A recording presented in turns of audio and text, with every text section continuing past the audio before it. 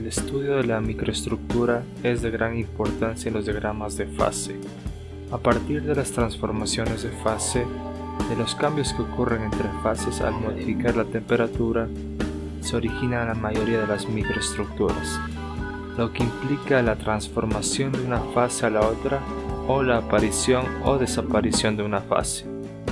La utilidad de los diagramas de equilibrio radica en la posibilidad de la predicción de la transformación y de la microestructura resultante. Para explicar la interpretación de los diagramas de fase, vamos a utilizar como ejemplo el diagrama binario del sistema cobre-níquel. En este diagrama tenemos tres regiones de fases: alfa, líquida y bifásica. La línea que separa la región alfa de la bifásica se denomina línea solidus, mientras que la línea que separa la región líquida de la bifásica se denomina línea liquidus. En el eje de ordenadas, como siempre, tenemos representada la temperatura, mientras que en el eje de las abscisas se representa el porcentaje en peso de níquel. Conociendo la temperatura y composición, los sistemas binarios nos proporcionan la siguiente información: fases presentes, composición de fases, cantidad de fases. Para determinar las fases presentes en un determinado punto, se localiza el punto definido por la temperatura y composición. En el ejemplo vemos la posición del punto A y B. El punto A representaría una aleación de 60% en peso de níquel y 40% de cobre a una temperatura de 1100 grados centígrados. Al estar situado en la región monofásica alfa, en este punto tendremos únicamente fase alfa.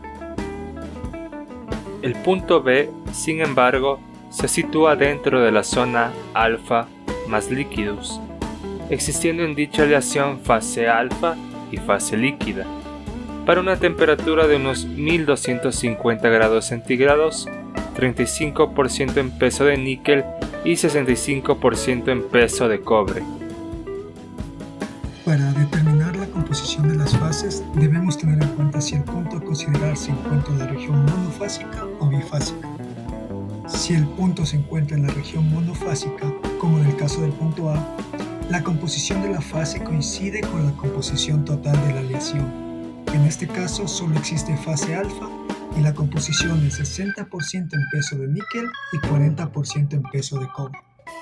Si el punto a considerar se encuentra en la región bifásica, la solución se vuelve más complicada. Para este caso, es necesario emplear líneas horizontales para la temperatura dada. Estas líneas se llaman isotermas o líneas de reparto. Se procede de la siguiente manera. Primero, se traza una línea de reparto a la temperatura dada a través de la región bifásica. Segundo, se anotan las intersecciones de dicha línea con los límites sólidos y líquidos. Tercero y último paso. Trazamos una línea perpendicular a partir de dicha intersección cortando al eje horizontal, lo cual nos indicará la composición de cada fase. Una vez realizados estos pasos, del diagrama obtenemos la composición de la fase alfa y de la fase líquida.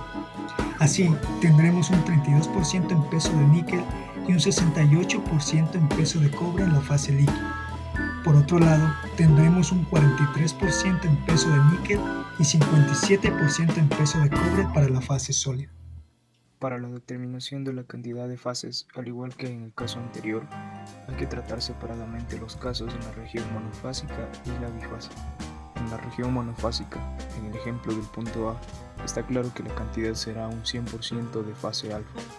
En la región bifásica, para determinar la cantidad de cada fase, emplearemos la regla de la palanca.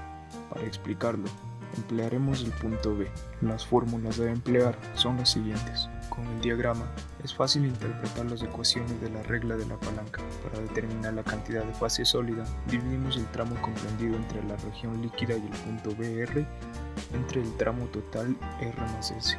Mientras que para la fase líquida habrá que dividir el tramo comprendido entre el punto B y la región sólida S entre el tramo total R más S. Al estar situado el punto B más próximo a la región líquida, es lógico que obtengamos más cantidad de fase líquida, 73%, que de fase sólida, 23%. Interpretados los datos necesarios en el diagrama, es hora de observar la variación de la microestructura de la aleación para una composición determinada. En el diagrama podemos observar la variación de la microestructura según se va enfriando. Al principio se tiene una aleación totalmente líquida hasta llegar a la línea de líquido, donde se va formando los primeros granos de fase alfa. Dentro de la región bifásica tenemos tanto fase líquida como sólida, aumentando la cantidad de fase alfa conforme descendemos la temperatura. Finalmente, llegamos a la región sólida, donde la aleación está completamente compuesta por fase alfa.